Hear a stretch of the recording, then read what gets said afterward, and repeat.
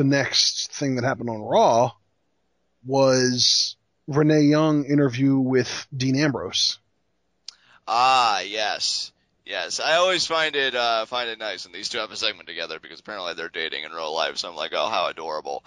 But, yeah, from what I recollect, Ambrose pretty much said that he was going to do anything to win, that, he was going to get his hands on Seth Rollins at Hell in a Cell, and that Cena wasn't going to stand in his way tonight. So, yeah, that's pretty much what I remember from this. Yeah.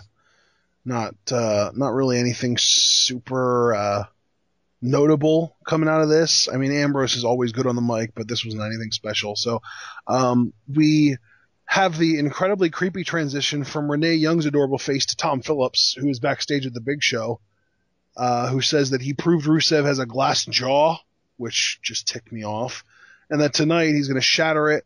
He gets fired up and says that he's going to show us exactly what he learned in sensitivity training. So.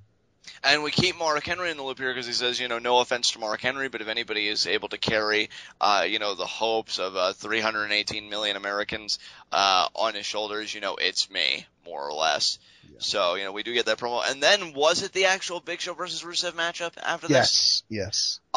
Very good big man match, I have to say. This was one of the 3 matches that I said was really good earlier. Yeah. Because at first I was kind of wary of it, to be honest, because I'm like, wow, Big Show's really getting in a lot of offense, whatever. But then Rusev comes off of his feet, pretty much up in the air and nails a beautiful drop kick to retake control. My mouth was actually open and gape a little bit like, holy crap, did he really just pull that off? Yeah. So that was phenomenal. And then these two, they really went back and forth. And you know what I like, because we always try and put a positive spin on things. It's kind of the MO here of Twitwell. Even though Big Show got a lot of offense in the beginning, and even towards the tail end, he showed he had some more fight in him, I think more so it proves the resiliency of Rusev to take a beating and to take punishment. Because I remember when we were talking about Mark Henry's world title reign, I said, well, it's great that Mark Henry can play offense, but what will really impress me is if they allow him to play defense. And they did, and that's what I think made him a legitimate threat. And that's what I think is going to make Rusev a legitimate threat, is because he's proven now that he can take punishment, but that doesn't guarantee that you're going to walk away with the victory over him. Right. Because, Big Show, I think even Big Show got a spear at one point, but then he tried to follow it up with a knockout punch. Rusev ducked. Took Big Show down, was able to hook in the accolade. Mark Henry comes out at this point, distracts Rusev momentarily, so Rusev breaks it, but then he's able to easily lock it back in again. Was really surprised that they were probably going to go the route of Big Show tapping out, speaking kayfabe. I thought Big Show was going to be able to power out of it because, I'm so strong and I'm the world's largest athlete and this and that. But no, Mark Henry does a run-in. He clobbers Rusev in the back of the head, causing the DQ. So now Rusev and Big Show are 1-1 with DQ victories over each other. Big Show beat Rusev on SmackDown because Rusev used a flag, and now Rusev's beat Big Show here because Mark Henry interfered. After the match, Rusev's outside the ring, I guess kind of celebrating, when Mark Henry corners him on the one side, Big Show on the other. And Mark Henry tries to take it to Rusev. Rusev is actually able to hold Mark Henry off, which I thought was interesting. But then he gets laid out with the knockout punch. I wonder if that was done deliberately, Ashton, to show Big Show can do what Mark Henry can't do, and that's handle himself against Rusev. Well, that would be great if it wasn't for the fact that Rusev literally turned into the knockout punch. There was no struggle.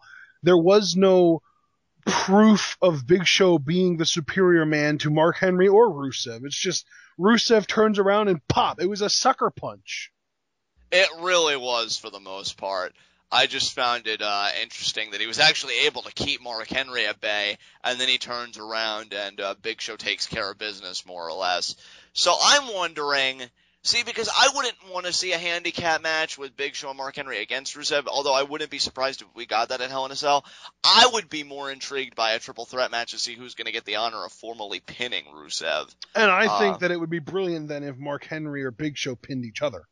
Right. Which keeps Rusev's streak intact, at least saying that he's never been pinned or submitted, and it causes a deeper dissension between Mark Henry and Big Show. So I like the way you think. If you have anything else to say about this match, we can move on. Well, I don't think I have anything to add. We pretty much addressed all the bad stuff in my heat of the night. So yeah, let's go ahead and move on. Up next was Sheamus versus The Miz, aka the Damien Mizdow Show. Yeah, for the second straight week, Damien Mizdow steals the show. I can't believe, I'm so pleasantly surprised that this act is as hot as it is. To think that originally I thought Sandow might even be getting released at one point because he was just going from one thing to the other and nothing seemed to be clicking, and WWE was just like, let's have Sandow do something stupid, and that's normally kind of a red flag. Did you seriously think he was going to get released? I did at one point when he was Dude, going. he was on TV every week. Yeah, but at the same time, like with the stuff he was doing, I really thought WWE might have thought that he was expendable and just doing stupid comedy stuff, which anybody can do. So how long was he going to last?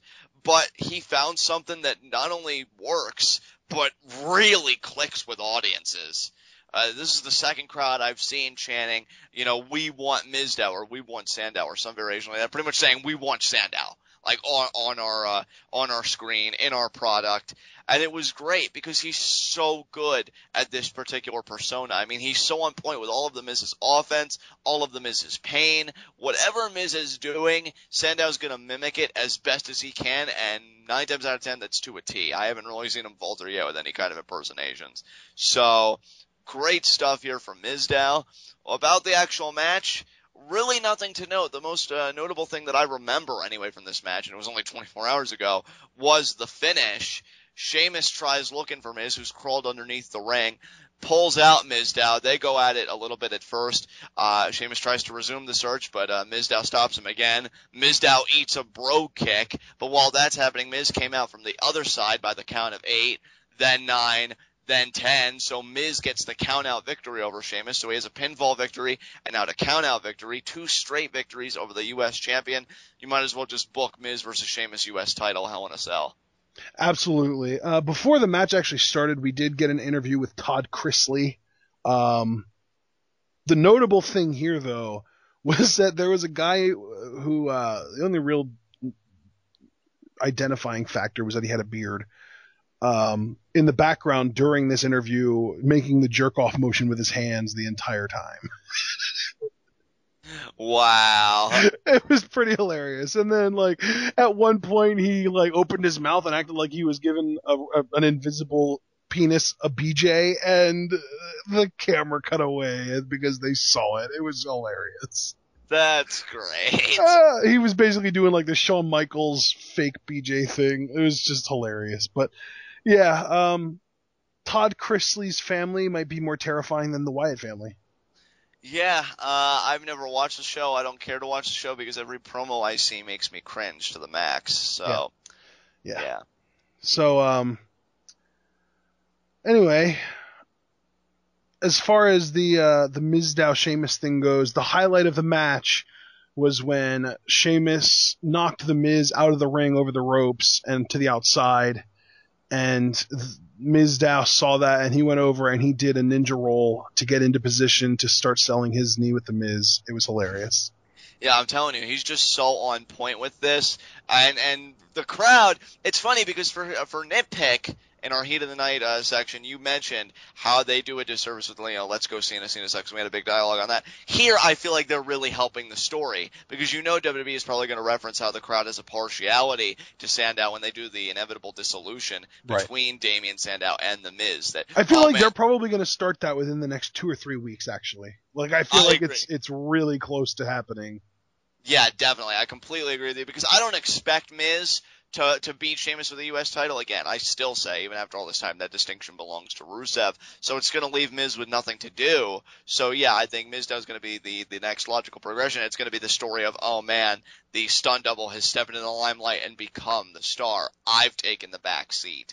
And hopefully, though, it does scare me that when this feud resolves and they're no longer together, I don't know if Sandow is still going to be a stun double, I guess, with whoever he's facing, or if he's still going to be imitating The Miz. I just hope that he keeps his momentum because he's really shown how good he can be when given a gimmick like this. So that's all I have to say about it. If you have any other comments you want to make. I think, if anything, this gimmick has proven that he can be good regardless of what gimmick you give him. He doesn't need a gimmick like this. He can be an amazing smarter than you heel. He can be amazing at being a chicken shit heel. He can be an amazing freaking comedy act. He can be an amazing, he is just that good of a performer that it doesn't matter what you give him, he's going to turn it into gold. He's really proven to be Cody Rhodes in that respect. Cody Rhodes and Daniel Bryan, I think, is in that category too. Yeah, and Daniel Bryan. So it's great when you have that. And I mean, if you want to go back a good 8 years, I would say Dolph Ziggler probably belongs in that category too, considering the fact that he's been a male cheerleader and a caddy in the past. Yeah, definitely. And I think when you have that trait going for you, you really become an invaluable asset. So I think that's when you become unexpendable. Yeah, exactly. I think that's a beautiful word, Ash, and I can't add any more to it. Let's move on, unless you have anything else you want to say. I mean, I wish that I could come up with things to stall so that we didn't have to talk about this next segment, but